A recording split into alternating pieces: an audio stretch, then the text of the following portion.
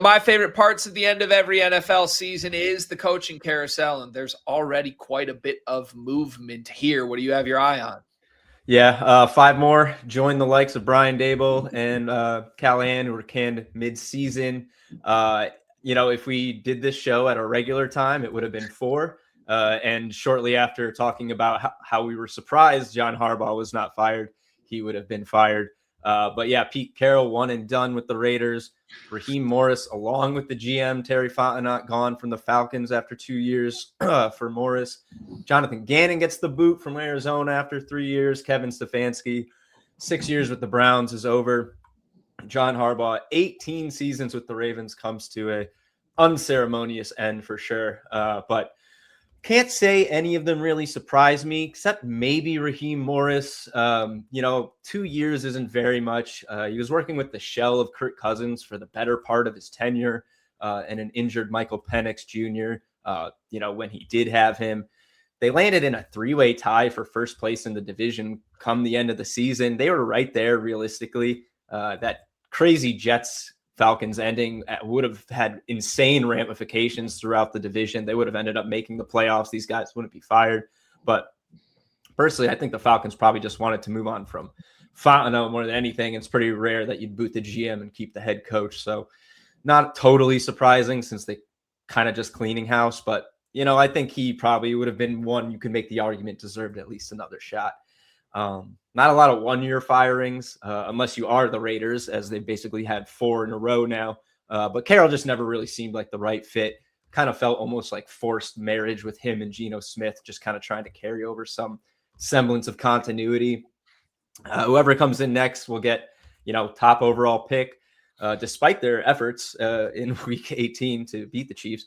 Brock Bowers and Ashton Genty, but not really much else other than that. I wouldn't be surprised if we see Max Crosby maybe traded during or before the draft in a blockbuster. Please, to Dallas, figure that out, please. Would love that. Although don't really have a ton of. I mean, we got some assets from the Parsons stuff, but I digress. Didn't really realize how bad the Cardinals actually were under Jonathan Gannon. Maybe last year, was it last year? I think they had like 8 wins or so, kind of masked it, but only 15 wins in 3 years. And as a defensive-minded guy, the defense stunk. That one surprises me probably the least. Stefanski feels like it's just time. Great coach. I mean, the guy won Coach of the Year twice, coaching the Browns, probably the hardest job in the NFL. So they probably didn't deserve him. He's a great coach. He'll land on his feet. Wouldn't surprise me if he goes to the Giants. If he wants to get right back into it, that might be a spot for Harbaugh as well, which feels like another similar situation. It's just time. Some questionable choices down the stretch in must-win games. We talked about this. I think it was after Week 16. He'll be a prime candidate. And I saw this interestingly. Supposedly, his agent has heard from 7 teams for head coaching vacancy. Well, there are only 7 open jobs. One of them is Baltimore. So somebody out there might be getting the boot if they think Harbaugh is the fit. Kind of an interesting story to watch over the next couple of weeks. Best case scenario is he goes to Las Vegas and we get the Harbaugh twice a year. I mean, you can't get any better than that. So pretty I think unsurprising roundup of firings, and more surprising, of course, as it usually is, will be who fills these vacancies. Surprised of anyone who didn't get booted, Greg? Anybody you think should be or could be still? There's already been so many. I don't think there's too many that I think should be that haven't been yet, but I have a proposal, and this is chaotic evil. I think the Steelers should fire Mike Tomlin, and we should do a coach swap. I think John Harbaugh to the Steelers, Mike Tomlin to the Ravens. Do those two not belong in that rivalry? They've been there so long. They've had so many good teams. Like, it's just time for both, and I get it. And I have a weird feeling Aaron Rodgers might make this entire hot seat Mike Tomlin thing completely irrelevant in a couple weeks, but I still think a little fresh blood would do both sides wonders. So that's my pitch. Let's just swap Ravens Steelers head coaches. How about they just fire Zach Taylor, clean house in the entire division, and everybody just revolves around for the next couple of years? We'll see who's really the GOAT. Yeah, it'd be fun. Yeah, it'd be fun. I would be down. I think you're right, though. I think Harbaugh's the one that feels like the worst decision to me, if that makes sense. I get you have to have a fall guy for this when you're a Super Bowl favorite and you haven't gotten over the hump and now it bottoms out to missing the playoffs. Like something has to change. I'll be very surprised if a new head coach comes in the Lamar Jackson's injured every week era and gets this team over the hump. Harbaugh is obviously one of the best football minds on the planet, always has been. It feels like destiny for him to play his brother twice a year. I think that'd be fun for everybody. So, yeah, I'd be surprised if that isn't what comes to fruition. Yeah, the NFL wants that for sure. Yeah. But yeah, so I know while we have these openings, let's take a quick look at what I guess we speculate are the best and worst head coaching gigs available. Best for me, I don't know, probably the Giants. I don't think that's a hot take there. They've got all the core pieces, your QB, your wide receiver, your running back, promising talent in tight end Theo Johnson. Wan'Dale Robinson looks like a solid wide receiver too. I'm not really sure what his contract deal is, but a lot of good pieces there. Defense needs plenty of work. It didn't do great at stopping anybody, but there's a lot of talent on that line. Feels like it's got the most room to grow, both offensive and defensive center pieces.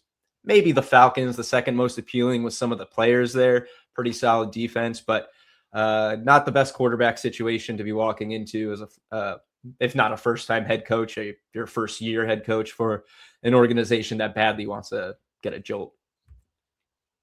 Yep.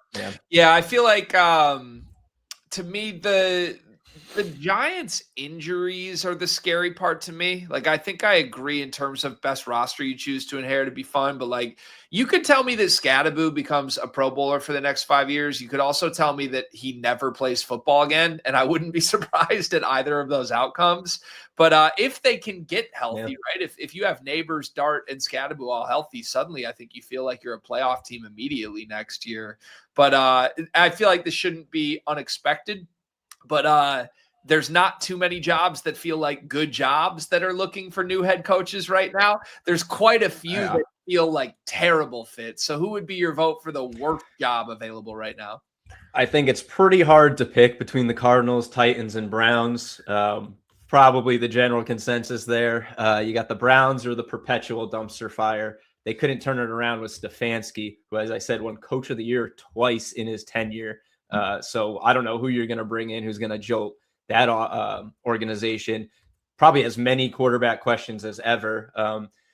For all the, I guess you could say, positive plays that you saw from Shadur Sanders, he finished with a pretty terrible quarterback rating, which can be a flawed stat. But, the eye test maybe is more positive than the actual upside. We'll have to see. That quarterback carousel this year wasn't exactly a fun one to be on.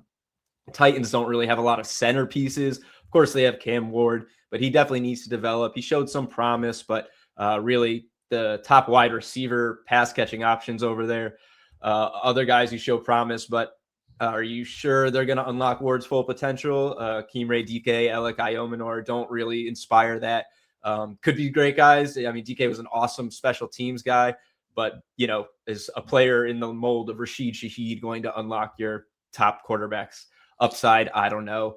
It's really going to depend who they bring in. I think it's the Cardinals. I think that's the worst, honestly, because they have huge quarterback issues, both contractually and talent-wise. Kyler Murray's got like almost 40 million guaranteed coming his way. I think that jumps up to like close to 60 million, depending how long he's on the roster of the league year and stuff. Marvin Harrison Jr. hasn't lived up to the draft capital.